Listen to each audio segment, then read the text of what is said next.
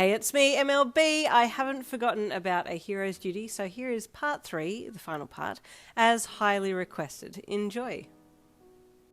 You know when you've bought something in particular, all you do is see that thing. Like if you bought a pair of blue sneakers, and then all of a sudden you notice almost every second person has the same blue sneakers as you. Yes?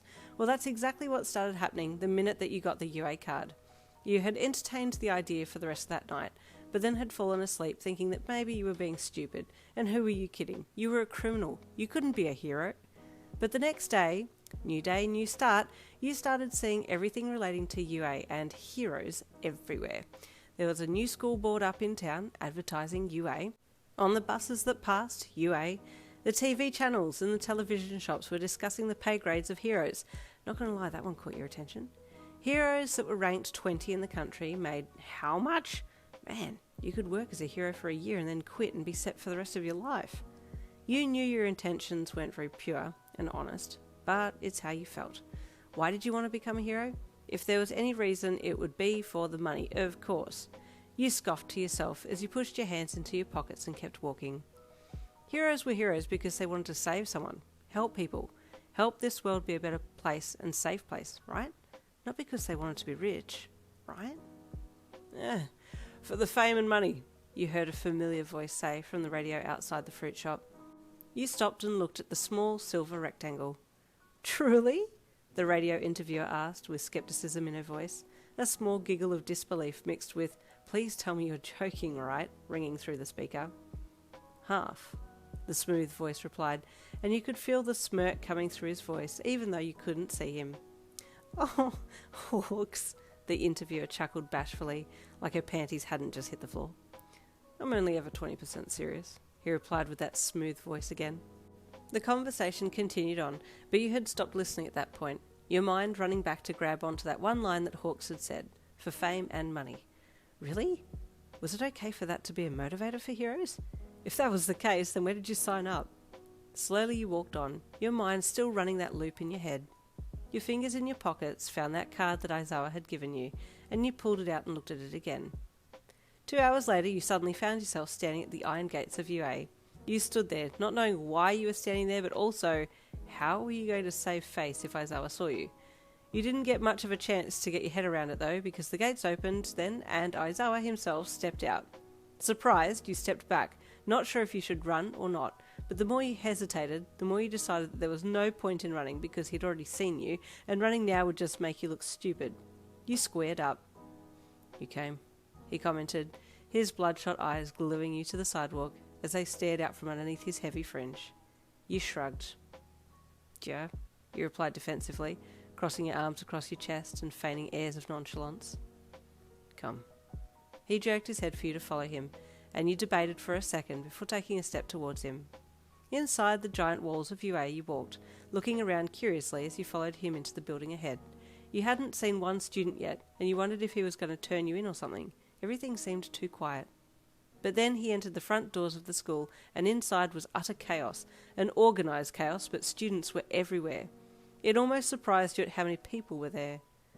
"If you stop now, you'll get lost forever," Aizawa called back over his shoulder to you, sensing your hesitation. You made no reply, but took a few extra large steps to catch up to him, staying right on his tail. "Nezu's office is just up here," he said, still leading the way down the hall. Nezu's office looked exactly like what you had expected a school office to look like, but Nezu certainly didn't look anything like what you were expecting a principal to look like. "Ah, Yin!" the chimera mouse-looking creature invited, standing on his chair and welcoming you in. Come in, Aizawa has told me all about you." "That's concerning," you thought as you walked over and sat down in one of the chairs there.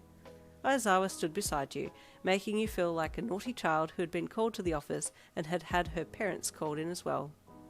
"Aizawa tells me that you would be well suited for our hero program," Nezu said. "That's his words, yes," you commented, still on the defense. "Do you not think that you're suited?" Nezu asked with a raised eyebrow. You shrugged. "I've never exactly thought of myself as a hero." "Ah, but you came today," Nezu replied, reaching into his desk to get something. "Yeah, I guess," you replied nonchalantly. "I will be quite honest with you, Yin. I'm aware of your history," he said pointedly as he pulled a paper out from the desk. And we could use someone like you with your skills on our side. Yeah? You asked with an amused smirk. Like Robin Hood? Nothing of the sort. But if you choose to do this program, I won't divulge any of your information to the authorities. And if you decline, I can't confirm nor deny that they may end up with your information, he added slyly. You stiffened, and a slight scowl crossed your face. Is this extortion? You asked, knowing full well that they were blackmailing you. We are a heroes' school. We have a duty to keep the public from having their property stolen, he added, to prove that yes, although this was blackmail, he did have the right to turn you in. You huffed heavily through your nostrils and stared him down. You're in a chokehold right now. So how am I supposed to pay for this course? You finally bit out. I've tried to get a job, but just focus on the question at hand and think rationally. Aizawa cut in. You need not concern yourself with minor queries. You'd better not be paying for... The only question here that you need to answer is, are you enrolling or not? Aizawa asked in a stern yet unfazed voice. You looked at Nezu as he slid the enrollment papers towards you. It had already been filled out, and you just needed to sign it. To answer that question, you'll be with the third-year students. You're only a year or two older than the eldest of the class, he said. We'll have you on an accelerated course. You'll do extra classes with my first years as well. Looks like I have no choice, you said, a little annoyed at being railroaded, but also remembering Hawkes' words, fame and money. This next move was going to be a life changer. You reached forwards and picked up the pen. Time skipped to 1 year later. Head him off, Yin! You're the only one who can cut through! Karishma Ijiro called to you. Shifting quickly into cat form, you bounced up and over the rubble, light-footed as you leapt from one concrete piece to the wooden boards. You'd always been a master at your quirk, but training at UA had been intense, and you felt like you'd gotten stronger and more agile during your time there. 1 year of intensive training had proved that. When the students had gone home or to their dorms at the close of the school day, you had to stay back for another 2 to 3 hours doing one-on-one training with Aizawa or with one of the other teachers. I've got him, you thought as you caught a glimpse of the escaping villain through the jagged pieces of falling building. It was clear that he thought that he was home and hosed, slowing as he looked around and couldn't see anyone, any persons, following him. Slinking down, you lay your ears flat to your head and slunk through and over the last of the rubble, then quickly lined him up. He was going to run past you just as you got to the end of a plank of wood that jutted out near him. Now, you thought, digging your claws into the semi-soft wood to give yourself some extra traction before throwing yourself out into the air and landing on his shoulder. You must have been in that perfect blind spot, as he had no idea that he was still being stalked. As you connected with him, you shifted back into human form and used the takedown maneuvers that Aizawa had taught you from your combat training, tackling him to the ground and putting him in a chokehold. Got him! You shouted, your shout drawing the attention of the other fledgling heroes who had all been assisting you. She's over here! You heard Ijiro call. Did she get him? Mina shouted back. Yes! You heard Karishma call back, watching as he came into view through all the dust and smoke. Good job, Yin! You didn't smile back or anything, but the pride that you felt inside could never be topped. Call for backup! We have him! Karishma called into his walkie-talkie. Yes, of course, the voice of Ida replied from the other end of the line. What is your location? Karishma hummed, unsure of his exact location since there were so many collapsed buildings around him. West of the train line, about 2 kilometres out, Mina suddenly said on the same radio wavelength as the other two. I'll send up a flare. And then suddenly a red flare was deployed from nearby. Ah, great thinking, Mina.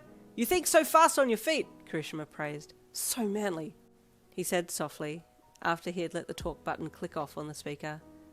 Do you need any help? He then asked, turning to you. Nah, I've got him. He won't be going anywhere except jail, you replied with a smirk. Good job, Karishma said with his giant sharp-toothed grin. He turned away from you to talk into the walkie-talkie again, and you took a second to take it all in. Wow, I just caught this guy, you thought, looking down at him, while everyone did their duties around you. This could have been me going to jail. Eventually the sound of sirens in the background graced your ears, and stage 2 of the arrest commenced. He did most of the capture, a voice said from behind you as you handed the guy over to the police a few minutes later. You turned to see who it was, although you already knew. Well, you know, you said as you turned and smirked at Aizawa. Just doing a hero's duty. He huffed with mild amusement and a smirk tugged at his lips. Good, keep it that way. he replied, then turned to go. You've come a long way, Yin, he called over his shoulder. Only those who have impressed me get to be told that they've made me proud. I don't need your praise, he called after him. I wasn't going to praise you, he called back, but was going to say I'm proud. You smiled at the back of him as he walked away and you shook your head. What an ass, you thought. I'm glad I met him. And there ends part 3 of the one-shot series A Hero's Duty. I hope you enjoyed it, and I'll see you next Wednesday for the next one-shot continuation, which will be, drumroll please, Competitive, the Kageyama ex-female listener. There might be a few parts to that one. I'm still working on it. But part 3 of that series will be up next Wednesday, so I will see you then.